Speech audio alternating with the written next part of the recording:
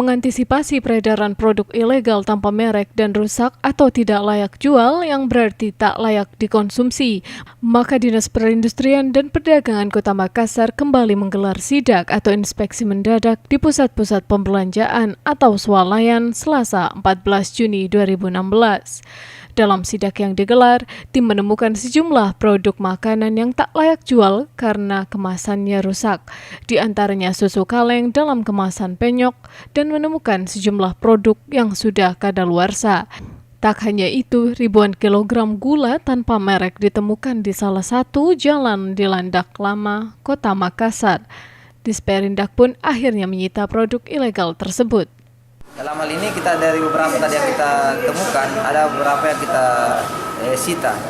Dalam hal ini kita akan proses ke stasiun administrasi, yaitu bisa sampai 200 juta.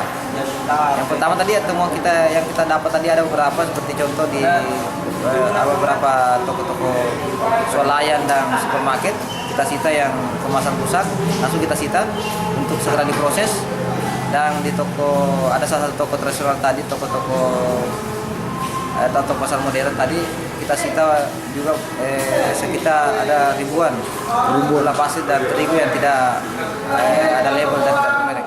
Inspeksi produk-produk ilegal yang tak layak konsumsi ini dilakukan sebagai upaya perlindungan terhadap konsumen dan masyarakat sesuai peraturan pemerintah terkait Undang-Undang Perlindungan Konsumen. Langkah dari Disperindak juga merupakan cara untuk mencegah jual beli produk yang tak layak. Terlebih pada momen Ramadan, konsumsi makanan jauh lebih meningkat dibanding biasanya. Warga diminta untuk jeli dan teliti dalam membeli produk-produk makanan. Ilham Syafi, Fajar TV.